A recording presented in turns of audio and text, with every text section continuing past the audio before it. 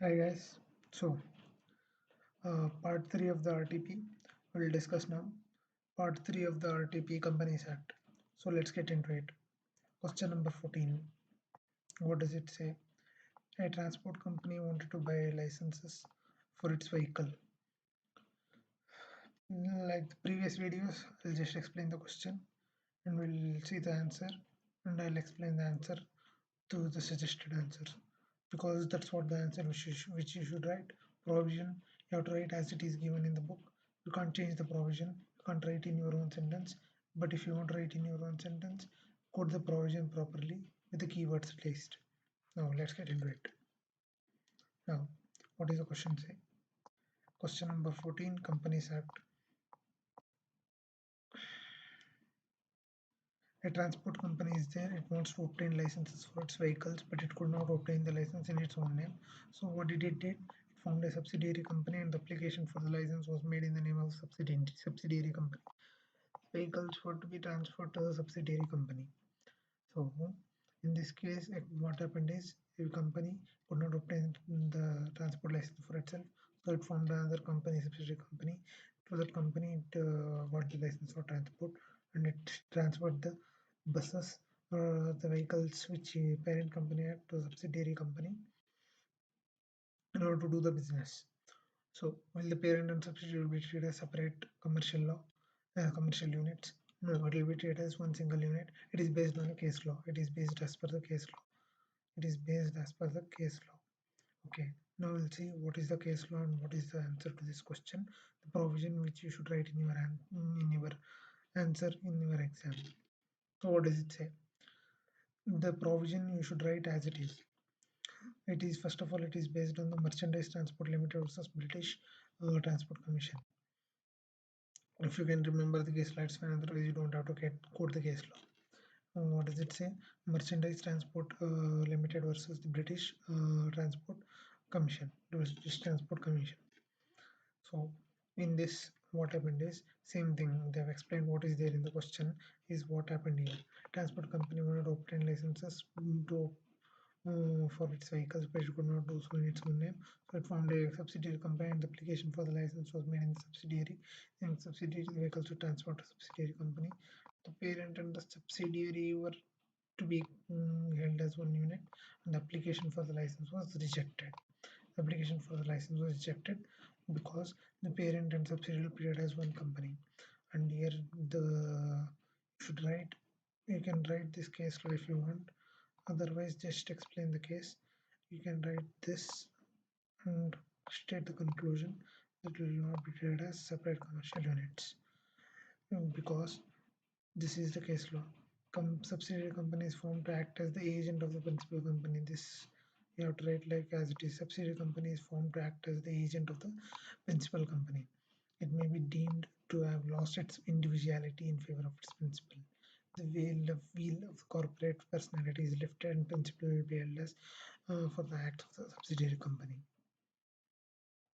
So important is it is formed to act as the agent of principal company. It will be deemed as it lost its individuality in the favor of principal. So wheel of the corporate personality is lifted. It will be principal will be held as the liable for the act of subsidiary company. That's the answer is for the question number 14. I hope you understood.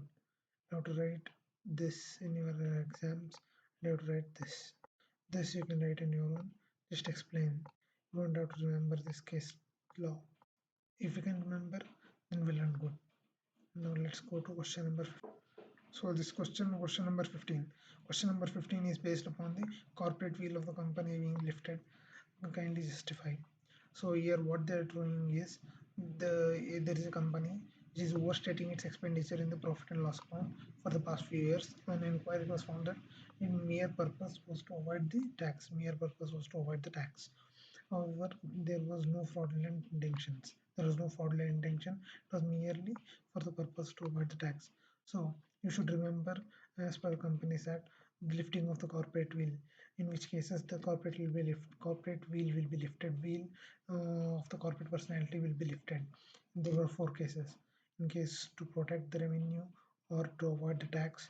In case where the company subsidiary company is formed as the agent for the principal. Corporate wheel refers to the members of the company are shielded from the liability connected to the company's action. Corporate wheel refers to the concept that this you have to write in your exam, that the members of the company are shielded from the liability connected to the company's actions. It is where the company is identified separately from the members of the company. Company will be treated separately from the members of the company. Under the following, the company law disregards the principle of corporate personality.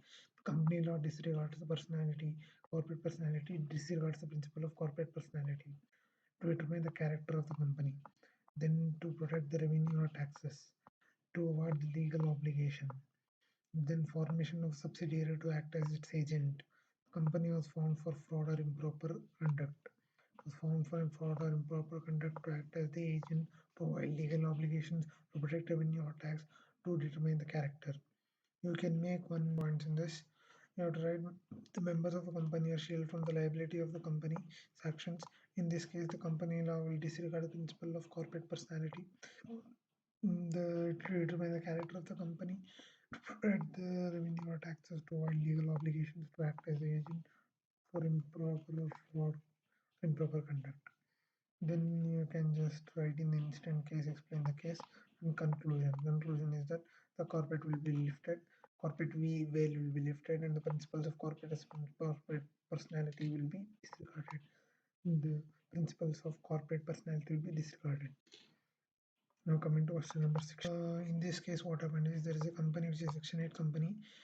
They just give they are making profit for past 5 years. After major change in the management structure, they intend that they were entitled to receive the dividends. But as you all know, Section 8 company is a company which is formed for non-profit organizations. They can't give out dividends out of the profits. They have to use it for the objects of the company. So company want to distribute, can the company can distribute dividend? If yes, no, it cannot. What is the maximum percentage of dividend can be distributed? First of all, it cannot distribute dividend. And also to discuss this along with this with the other regular matters, the company can play general meeting by giving 14 days notice. Is this valid? Yes, the Section 8 company gave a notice in 40 with 14 days notice instead of 21 days. That's what you should write. I've already discussed. I discussed the provision. You can write it in your own. Now we'll discuss question number 17. In question number 17, there is a private limited company which is incorporated as unlimited company, which is this question is based on limited company having a share capital of 10 lakhs. As you all know, unlimited company can be formed without the share capital, but with the share capital can also be formed. Now, the one of the creators, Mr. Samuel, filed a suit against shareholder Mr. Innocent for the recovery of his debt against the private company. Mr. Innocent has given his plea in the court that he is not liable as he is just a shareholder. Whether Mr. Samuel will be successful in recovering his dues from Mr. Innocent. Here, what happened is there is a company which is unlimited company. One of the creditors of this company filed a suit against the shareholder for recovery of his debt against the company. But as you all know, the shareholder is responsible only to the extent of his share, but the unlimited part which is there in the company, unlimited company, no, that unlimited part will apply only in the case where once the company has gone into a liquidation winding up, that time when the official liquidator asks the contributor to give his contribution, that time the shareholder will have to meet the liabilities of the company that the creditor can claim his debts. But until the company goes into liquidation, the Mr. Innocent is only liable to the extent of his share, only to the extent of his share in the company. So we'll discuss the answer now. This is the important one. Unlimited company is very important concept. You have to read the answer and you have to go, otherwise you will not be able to write in the exam. Question number 17. What does that unlimited company say? First of all, unlimited company means you have to write as it is given here, and you can quote section 292, which is unlimited company, but you can just write section 2 as per section 2 of the Companies Act 2013, section 2 subsection 92. If you can't write, if you can't remember, just write section 2. As per that, unlimited company means a company not having any limit on the liability of its members. Unlimited company, as the name states, there is no limit on the liability of its members. The liability of each member is extends to the whole amount of the company's debts and liabilities. but this will be only at the time when the company has went into liquidation. That's what they'll tell now. But he will be entitled to claim the contribution from the other members. If the company has the share capital, their share capital is there, the VAOA must state the amount of share capital and the amount of each share. To that share only, that insurance will be liable now. So long as the company is going concern, the liability on the shares is the only liability which can be enforced on the company. Here the company is going concern, so the liability on the shares is the only liability, which can be enforced by the company, So the creators can institute the proceedings for the winding up of the company for their claims. They can institute it. The official liquidator may call the members for their contribution towards the liability, and it can be unlimited. So what they are saying is, in simple terms, I'll explain it this much. If you write in the exam, it's enough. We have to first write as per section 292, if you can remember. 292, unlimited company means company in which the liability of the members is unlimited, not having any limit on the liability of the members. The liability of the each member will be extended to the whole amount of the company's debts and liabilities.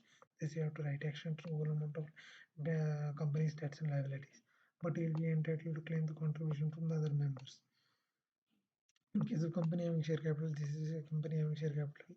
The OE must state the amount of the share capital and the amount of share he has. In case the company is a going concern, the liability on the shares is only liability which can be enforced by the company. The creditors can initiate the proceedings against the company for winding up for their claims. For their claims, they can initiate the winding up of the company. That time when the official liquidator is there, no, this official liquidator, if he call the members for the contribution towards liabilities and debts of the company, which can be unlimited. In this case, when the official liquidator calls members for contribution, that time only the liabilities and debts of the company, that time only the shareholders liability will be unlimited. But in other cases, it will be limited to the extent of the amount of each share.